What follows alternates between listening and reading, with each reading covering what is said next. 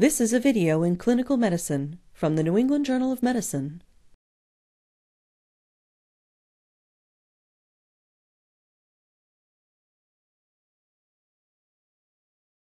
Abdominal paracentesis is performed as a diagnostic procedure to establish the etiology of new-onset ascites or to rule out spontaneous bacterial peritonitis in patients with pre-existing ascites.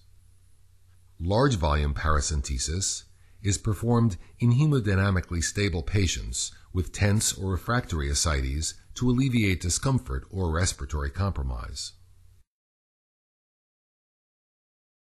Many patients undergoing paracentesis will have baseline coagulopathy or thrombocytopenia.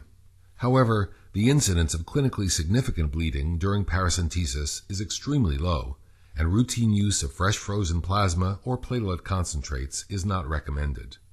Paracentesis should be avoided in patients with disseminated intravascular coagulation. The paracentesis needle should not pass through sites of cutaneous infection, visibly engorged subcutaneous veins, surgical scars, or abdominal wall hematomas. Extra caution should be used in pregnant patients and those with organomegaly, small bowel obstructions, or probable adhesions. When available, ultrasound guidance should be used to minimize the risk of intra-abdominal organ injury, especially in patients who are overweight and those with multiple surgical scars. There are various devices which are frequently assembled in prepackaged kits that can be used to perform paracentesis. You should be familiar with the specific devices available at your institution. For sterile preparation and administration of anesthesia, you will need a skin cleansing agent, sterile gauze, sterile gloves and drape, and a face shield. You will also need a skin marking pen, 1 or 2% lidocaine, a 10 milliliter syringe, and a 22 or 25 gauge needle. For collection of acidic fluid, you will need an over-the-needle catheter device, a 60 milliliter syringe, and high-pressure drainage tubing. You will also need specimen tubes, large evacuated containers, and a sterile occlusive dressing. In this video, we will demonstrate the use of a paracentesis-specific needle and catheter assembly. This device has a safety mechanism with a retractable blunt obturator. When pressure is applied to the distal end of the device, the obturator retracts and the bevel of the needle is exposed, allowing penetration of the tissues. An indicator at the top of the device will turn red whenever the obturator is retracted. Once the peritoneal cavity is entered, the obturator redeploys. This safety mechanism theoretically reduces the risk of organ injury.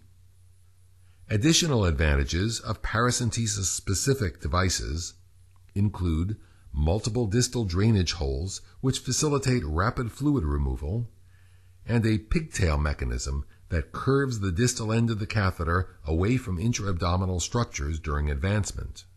If such devices are not available at your institution, standard 18-gauge intravenous catheters may be used. The technique described in the following section is applicable to all over-the-needle catheters. Explain the procedure to the patient and obtain informed consent.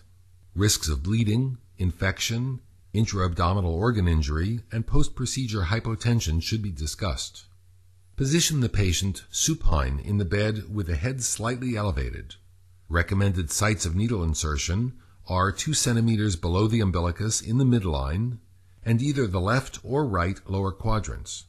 If a lower quadrant approach is used, confirm that the entry site is lateral to the rectus sheath to avoid puncturing the inferior epigastric artery. If the subumbilical approach is used, the bladder should be emptied before the procedure. If available, bedside ultrasound should be used to find an appropriate location that contains acidic fluid but is devoid of loops of bowel or solid organs. Mark the site of needle insertion with a skin marking pen. Paracentesis is a sterile procedure. Sterile gloves and a face shield are required. The use of a sterile gown is optional. Prepare the site with an antiseptic solution and then apply a sterile drape. Using a 22 or 25 gauge needle, anesthetize the superficial skin with a wheel of local anesthetic such as lidocaine.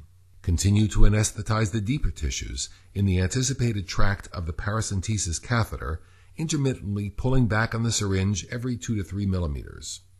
Once peritoneal fluid begins to fill the syringe, inject additional anesthetic to anesthetize the highly sensitive parietal peritoneum. A total of 5 to 10 milliliters of lidocaine is generally used. Begin by making a small puncture in the skin with either a scalpel or large gauge needle to facilitate advancement of the paracentesis catheter. Next, advance the catheter through the epidermis. In this video, we will demonstrate an angular entry technique in which the cutaneous site of insertion does not directly overlie the site of penetration into the peritoneal cavity.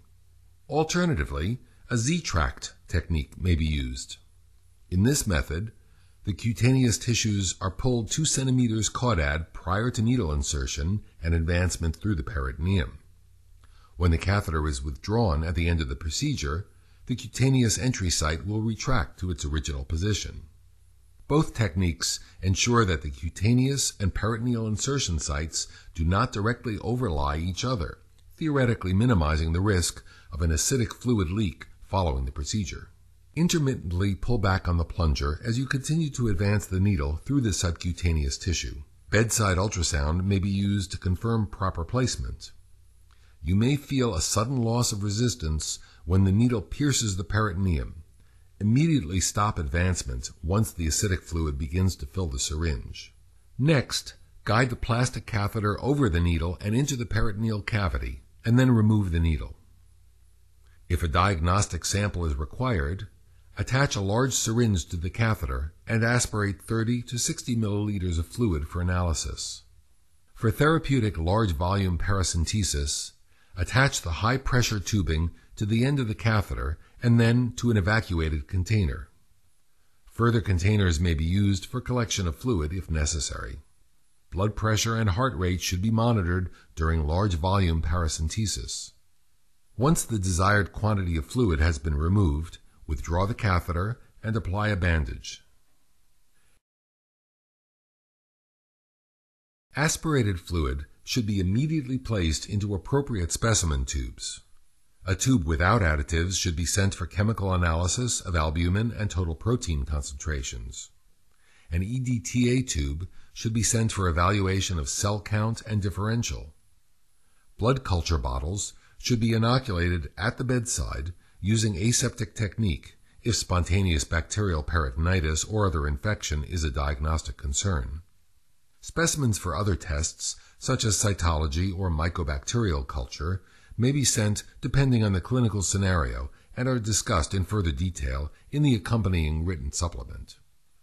Analysis of the fluid begins with a determination of the serum ascites albumin gradient. Gradients higher than 1.1 grams per deciliter indicate that the ascites is due to portal hypertension. Gradients less than 1.1 grams per deciliter suggest other causes, such as cancer, infection, or pancreatitis. Post-paracentesis circulatory dysfunction may occur after large volume paracentesis and may lead to hypotension, hyponatremia, renal failure, and shortened survival. Although the use of albumin as a plasma expander is controversial, its use is recommended if more than 5 liters of fluid have been removed. Other complications of paracentesis include localized infection, abdominal wall hematomas, and persistent ascites fluid leak. More serious complications are rare and include hemorrhage, intra-abdominal organ injury, and inferior epigastric artery puncture.